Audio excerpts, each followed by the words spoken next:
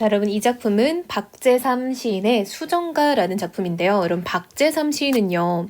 약간 좀 우리의 전통 설화나 약간 우리 한국적인 것들 있죠. 이런 것들을 차용해서 시를 쓰는 것을 즐기는 시인이에요. 그래서 박재삼 시인의 시를 보면은 옛날 우리의 어떤 동화, 설화, 소설의 소재들이 되게 많이 등장을 하거든요.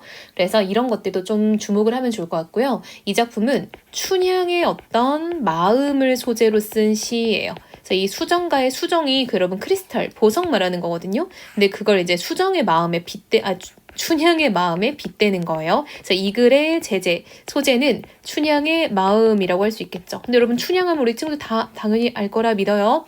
이몽룡과 짝꿍인 약간 좀 우리 소설에서 좀 사랑 이야기로 유명한 인물이잖아요. 이렇게 뭐 서양에 로미오와 줄리엣이 있다면 우리나라엔 춘향과 이몽룡이 있는 그런 느낌인 거죠. 그래서 춘향이의 마음을 가지고 어떤 시를 썼는지를 한번 읽어볼게요. 근데 이 시는요, 우리 친구들이 조금 어려워요. 이유는 말이 어려워서 그래요. 그쵸? 약간 평상시에 안 쓰는 말투가 나오다 보니까 좀 어려워하더라고요. 자, 일단 체크를 한번 해볼게요.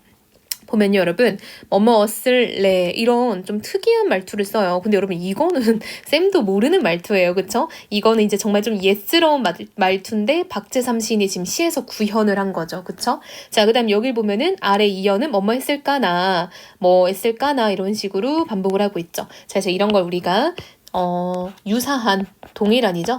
동일한 종결어미의 반복인 거죠. 그리고 문장으로 치면은 유사한 문장 구조의 반복이라고 잡아야겠죠. 자, 무슨 내용인지 좀 더 봅시다.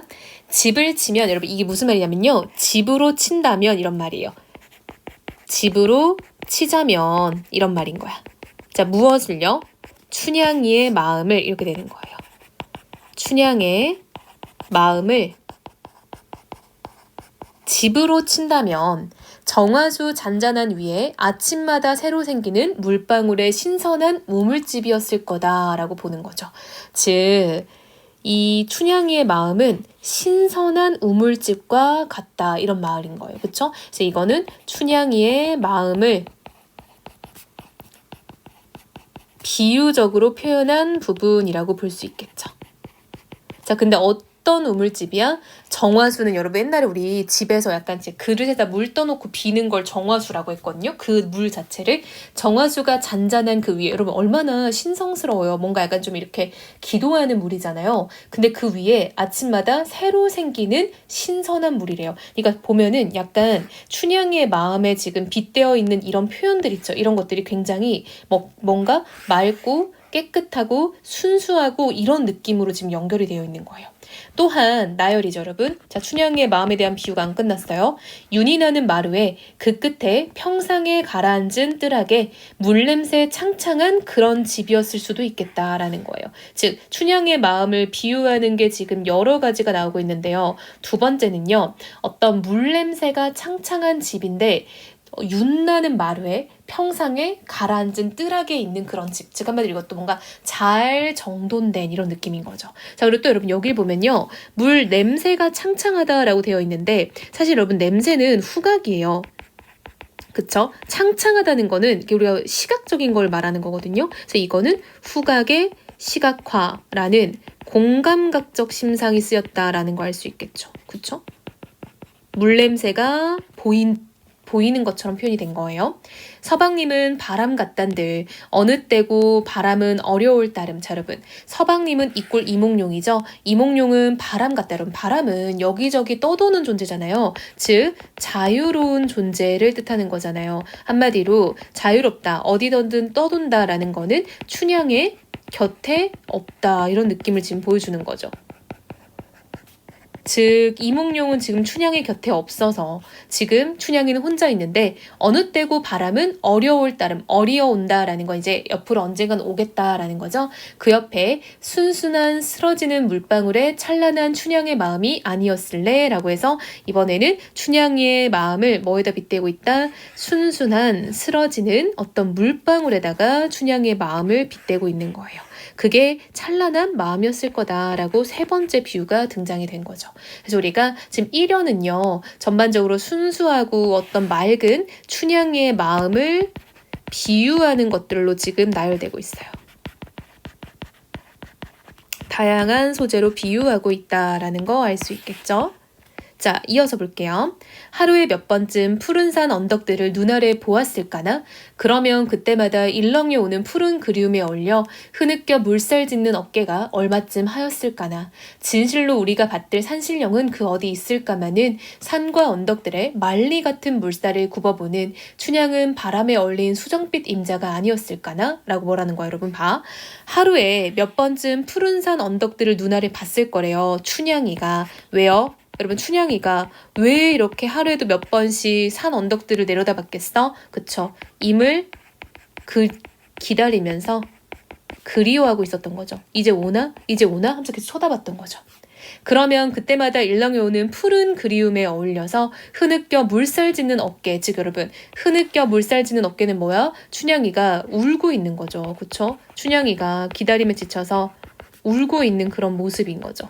그게 또 얼마쯤 하였을까? 진실로 우리가 받들 산신령이라는 존재는 여러분 산신령 어떤 기원의 존재죠. 뭔가 우리 산에 가서 기도할 때 산신령에게 기도한단 말이에요. 즉 이러한 기원의 존재가 어디 있을까마는 춘향이는 그를 믿고 얼마나 열심히 기도를 했겠어요. 산과 언덕들의 말리 같은 물살을 계속 굽어봤죠. 그쵸? 여러분 이 물살이라는 게 사실상 산과 언덕에는 물살이 없잖아요. 비유적 표현인 거예요. 그쵸? 즉 한마디로 산과 언덕에 이렇게 굽이 이걸 얼마나 춘향이가 내려다봤겠냐라는 거예요. 그래서 이거는 춘향이의 그리움을 형상화하는 어떤 모습이라고 볼 수 있겠죠. 그 산과 그 언덕을 얼마나 내려다봤겠냐라는 거예요. 그쵸? 이렇게. 그래서 여러분 춘향이 어떤 그리움을 지금 계속 형상하고 있죠.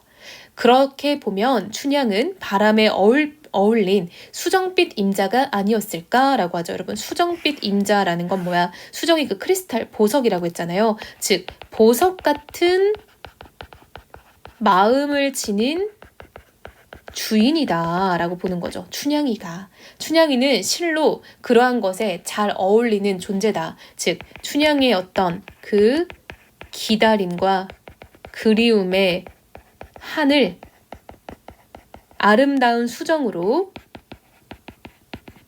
한 단계 높여 표현한 거 그걸 우리가 승화라고 합니다.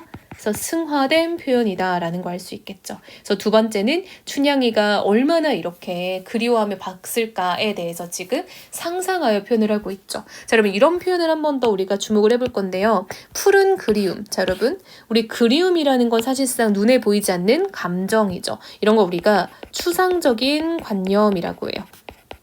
근데 그러한 추상적인 관념을 푸르다라고 색채 이미지로 표현했죠. 그쵸? 이런 걸 우리가 색채어라고 하죠. 그래서 이런 게 바로 추상적인 관념인 감정을 시각적으로 구체화했다라고 해서 이걸 우리가 시각적 형상화 혹은 추상적 관념의 구체적 형상화라고도 할 수 있다라는 거죠. 그래서 원래는 눈에 보이지 않는 감정을 이렇게 시각화함으로써 조금 더 리얼하게 표현하는 거죠. 특히 여러분 수정이 약간 푸른빛 이런 걸로 좀 많이 비유가 되니까요. 그래서 지금 종결어미 반복을 통해서 문장 구조를 유사하게 반복을 하고 있고요. 그리고 이게 좀 이제 상대적으로 여러분 초반부의 일연은요. 좀 춘향이의 마음이 어떤 조금 더 좀 소극적으로 부각이 되는 거예요.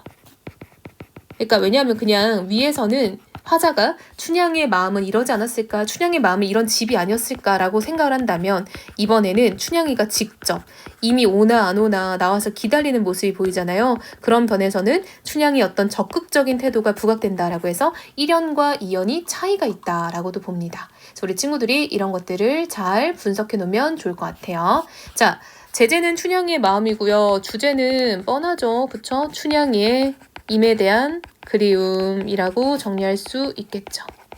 자, 표현 기법은 다 사실 많이 쓰였기 때문에 우리 친구들이 그런 걸 하나하나 잘 체크를 하면 좋을 것 같아요. 이 시가 어렵다고 느끼는 이유는 말이 어려워서 그래요. 그래서 말만 잘 정리하면은 내용 자체는 그렇게 어렵지 않을 거니까 또 너무 겁먹지 말고